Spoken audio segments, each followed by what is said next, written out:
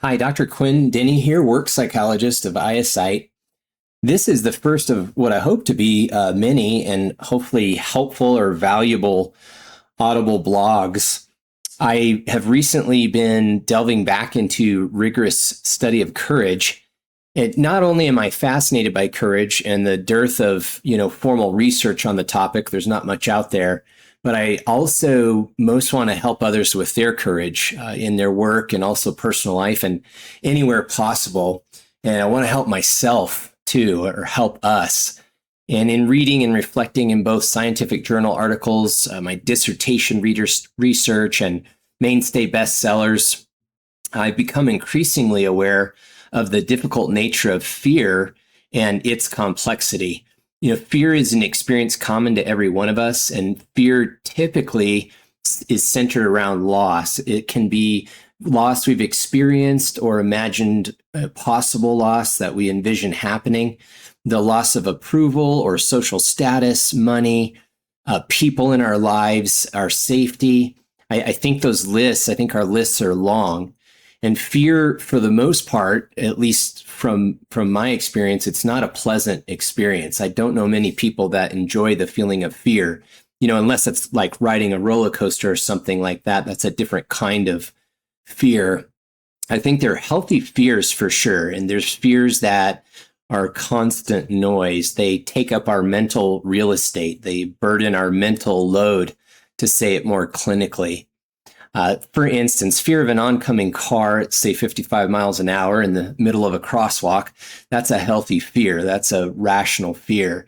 And yet, I think excessive fear can leave us in a state of constant hypervigilance, almost a what if mode.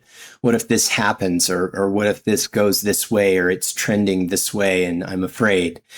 And it occurred to me today that we use the term fear casually, and as an act as if it's something we need to just get over or conquer, lay it to rest permanently, that it's not something we'll experience again if we can get over those fears, our fear in general, or particular fears, almost the way we mentally handle the word death. We hardly give the word fear a second thought, almost like a sickness we don't want to think about, share with others, and desperately want to relieve ourselves from. But what is fear under the microscope? Like, how does fear actually work? Like, what is it? I think terms like courage and fear are things we often talk about. I think there's a lot of research on fear, but I'm looking at it more from today as I just kind of vulnerably reflect on fear. What is it when we heavily examine it?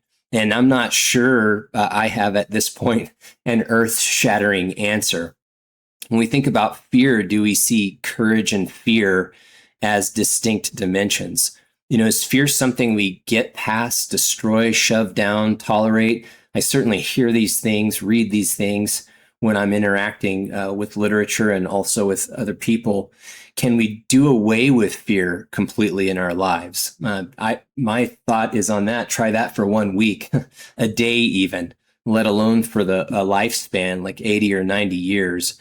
A life of the absence of fear has not been my experience. In reflecting on moments I've been most courageous, it's usually been when I became, sufficiently uncomfortable at levels that I had to act. I just was so uncomfortable I had to do something, or where I was angry enough in a positive way to stand up for something of value, especially for others, where injustice lit a fire in me, inciting an immediate disregard in which that moment seemed to be all there is. The outcome did not matter. What mattered was now.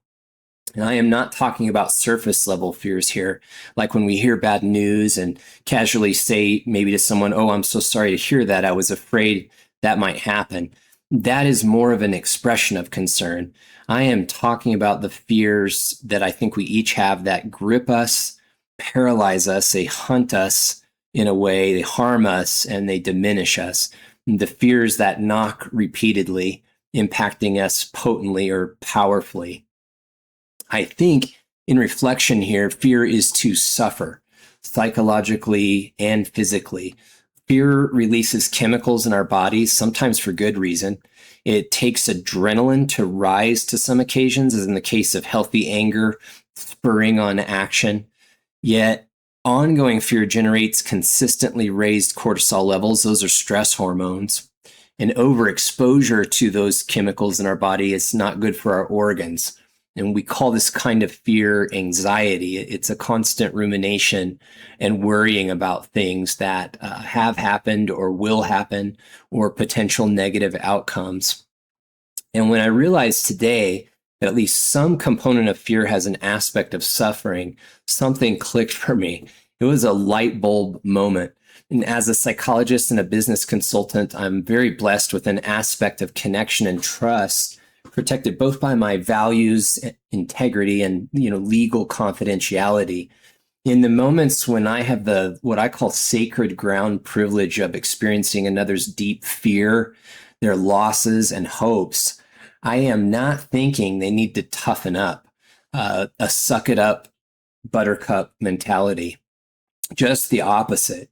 I am feeling what they feel. I'm hurting with them because I too have and do experience the intensity of fear. And because I believe in them and I know who they are, what they can do and become, that empathy and compassion extends. I know they're suffering. I can see that, and I feel compassion and a fierce determination to lift with them. My personal epiphany was a 180-degree shift in perspective today for me. If we feel for others when they're in the throat grip of fear, if we see they are suffering, maybe we need to see ourselves as suffering in our most fearful moments, rather than fear being something that we conquer, we just get over. Maybe we need to give ourselves the room, the grace, the permission to suffer. Maybe when others lack compassion and empathy at the fear in others, they are actually avoiding the fear in themselves. Maybe that's too vulnerable to, it kind of incites awareness of their own weakness or fears or vulnerability. Our deep fears appear akin to grief, in that if we try to escape them with quick fixes, a just do it mentality, we lengthen our progress to mastery, possibly. The feeling of relief from other types of suffering seems very like the feeling of relief when things we are afraid of are resolved. This concept of fear as suffering is a perspective that makes fear more easily relatable. I think, palatable, understandable, something we can talk about, be vulnerable with. And vulnerability is a form of courage. And perhaps so is suffering in the construction of our courage. I'm finding that I admire people who act courageously, not because they defeat fear, but because they endure the suffering that's inherent in fear. Maybe my epiphany today is localized to me, and that's okay. I still find high value in it.